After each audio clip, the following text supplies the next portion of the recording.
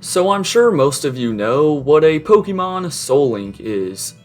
If you don't, it's basically a Nuzlocke where two people play two separate games, and each encounter must be linked, with one being male and the other being female, and you can't repeat any typings. I've never attempted a Soullink before, so today I've decided to take a crack at it by myself because I'm lonely. In order for this to work, I'll be playing two Pokemon Platinum game files simultaneously, and just seeing how far I can get. Also, the playthrough will be randomized, just to make it a bit more fun. Anyways, without further ado, it's time to attempt a one-player Pokemon Soullink. Our adventure began with naming one of the game files TQ number 1 and the other TQ number 2. I came up with some really harsh names for our rival in Butthead and P-Face, because that'll definitely hurt his feelings. Anyways, TQ1 chose Glalie over a Fearow and Combee, while TQ2 selected a Nidoqueen over a Silcoon and a Leafeon. By the way, the gender rule doesn't apply to static encounters like the starters. After dominating our rivals Fearow and Silcoon, it was time to build up the team. Or so I thought. TQ1 failed to catch an Onix at Lake Verity, a Heatran on Route 201, and a Heracross on Route 202. Luckily, there's plenty of encounters before the first gym, but I am currently selling this Nuzlocke right now.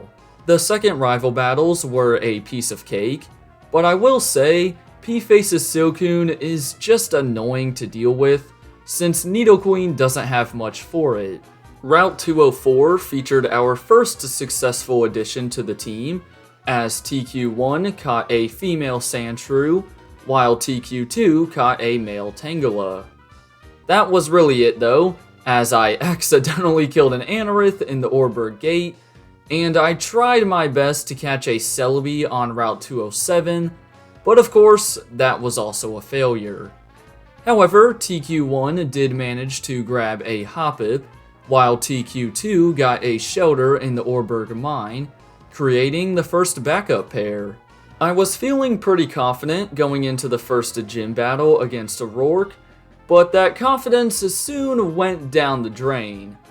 TQ1 easily handled a Hypno and Donphan, before barely stalling out a freaking Arceus, thanks to Sandshrew poisoning it with Poison Sting. TQ2 knocked out a Bronzong, before having to deal with a Camerupt. My best bet was to put Camerupt to sleep, and then spam Absorb. I was forced to use a bunch of healing items, and right before Camerupt was about to die, he took Tangela down to 2 HP with an Ember, and got the burn, resulting in the very first death. Nidoqueen finished the job, and barely hung on against a Ghastly to get us the first badge. But it's safe to say that this one-player Soullink has gotten off to a worse start than I could have ever imagined. With one gym badge in hand, it was time for another spree of encounters. TQ1 used the Old Rod to catch an Oddish, while TQ2 caught a Ghastly. I then ran away from a Smoochum on Route 204, because it somehow wasn't staying in the first couple of Pokeballs, and it just wasn't worth it. In the Ravaged Path, TQ1 found a Poliwag, and TQ2 managed to get a Tauros. I was thinking about throwing this pair on the team over Hoppip and Shelter, but then I found a Gibble and a Teddiursa by the Valley Windworks, so now we have 3 Soullink pairs. The admin battle against Mars wasn't too difficult at all. TQ1 had no issues with her Skuntank and Kecleon, while TQ2 did struggle with a Totodile of all things, but Shelter barely hung on to win the fight, so no deaths here. My streak of failing encounters continued, as I accidentally killed a Lunatone on Route 205, and I just ran from an Azelf on Route 211, because knowing my luck, I was not catching that thing. However, TQ1 and 2 got a Lotad and a Starly back in the Eterna Forest, making yet another pair for the PC. Both of Gardenia's teams were pretty tough to take down. TQ1 had to deal with a Spiritomb, Ursaring, and Magnemite, and that big bear was not going down very easily. TQ2's battle got off to a great start with a Clefairy and Victory Bell, but then Gardenia had a Lugia as her ace. I don't know why the gym leaders love to have a legendary Pokemon on their team, but it was fine, as Nidoqueen was able to body slam its way to victory. Commander Jupiter was a pleasantly easy battle. TQ1 knocked out a Bidoof and Salamence, while TQ2 was only faced with a Shuppet and Oddish. Below the cycling road, I once again failed to catch a new encounter, as Shellder landed 4 hits with Icicle Spear on Nincada, with 2 of those hits being a critical hit. Come on, that is just the worst time to get critical hits. On Route 208, I was able to link a Smoochum and Cubone, but this pair is gonna be like the bench warmers in the PC.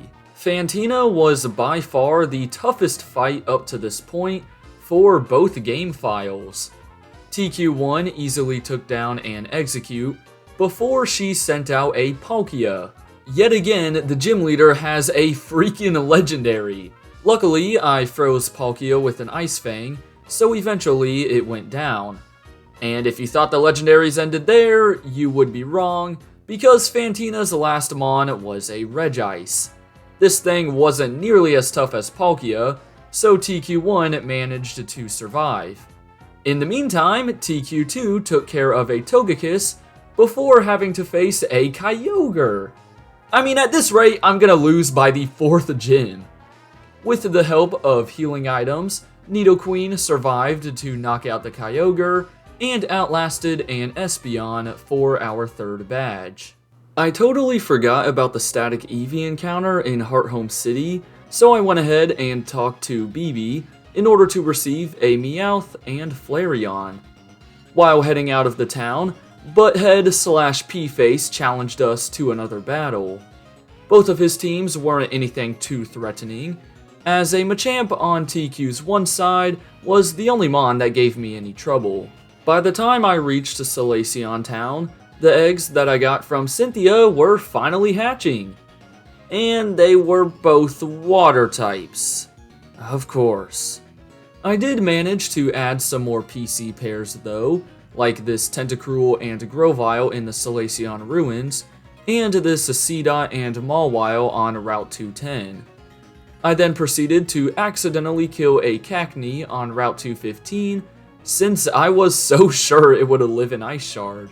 However, the static Porygon in Veilstone City turned out to be a Blaziken and a Tropius, which is probably the best backup pair so far. Maylene finally ended the streak of gym leaders owning legendaries, and overall, the 4th gym battle wasn't too tough.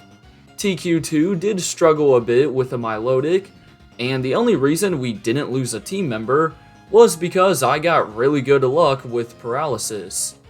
Other than that, we are halfway through the Sinnoh League. South of Veilstone City, I caught a Coughing and a Spinda, which of course are going straight to the PC. I then failed to catch a Castform in the Ruin Maniac Cave, before losing my Shellder to a Tangela. Was it a bad decision to keep in my Water type against a Grass type? Yeah, but on the bright side, we can now add that Blaziken and Tropius pair. At the Valor Lake front, I was unable to add yet another pair to the team, as this Bulbasaur and Mankey have to also sit in the box. And then on Route 213, my unluckiness continued as a Regirock blew up on me, so I couldn't even catch it. Just before the 5th gym, our rival was looking for another fight. Once again, his team didn't really pose too much of a threat, as both TQ1 and 2 handled him pretty easily. Another easy opponent was Crasher Wake, as both of his teams weren't anything too crazy, even though TQ1 did have to face a Manaphy that took a while to go down. The next stretch of areas was filled with some pretty easy battles.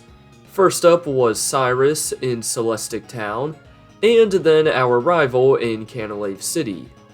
Last up was Byron, but once again, his Pokemon were pretty easy to defeat. After failing my Iron Island encounter, it was time for back-to-back commander battles in Lake Valor and Verity.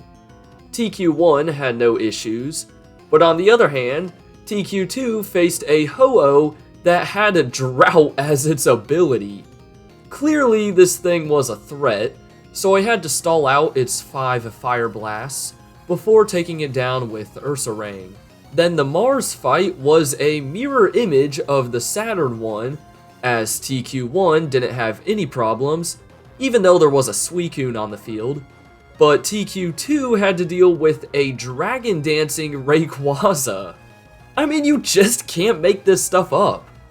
My only strategy was to spam Hyper Potions until she ran out of Dragon Claws, but Rayquaza ended up landing a critical hit, knocking out our starter pair. Mario and Luigi, you will never be forgotten. Fortunately, Tropius hung on to finish the job.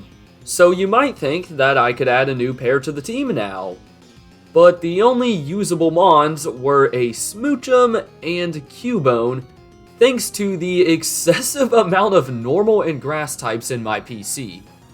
So instead, I hatched the eggs that we got from Riley, which became a Milotic and Carvana. Yet another pair that can't even be used. Luckily, I saved the Mount Coronet encounter for a time of emergency, so I was able to add a Drowsy and a Trapinch. Then on Route 216, it all came crashing down. You see, TQ1 ran into a Lapras, and I only had a Blaziken and Gabite. I was hoping it maybe didn't have an Ice-type move, but I was quickly proven wrong, as Gabite got taken out in a single Ice Beam. I sacked off Drowsy in order to fully heal Blaziken, but he was still poisoned from earlier in the fight. Blaze Kick did a good chunk of damage, so I figured one more would do the trick. However, I failed to realize that Lapras used a Rain Dance on that same turn, so Blaze Kick wasn't enough to kill the Lapras, resulting in Brine knocking Blaziken down to 15 HP, allowing the poison to finish me off. Should I have gone for Double Kick on that turn? Yes. Is the one-player Soullink now over because of my dumb mistake?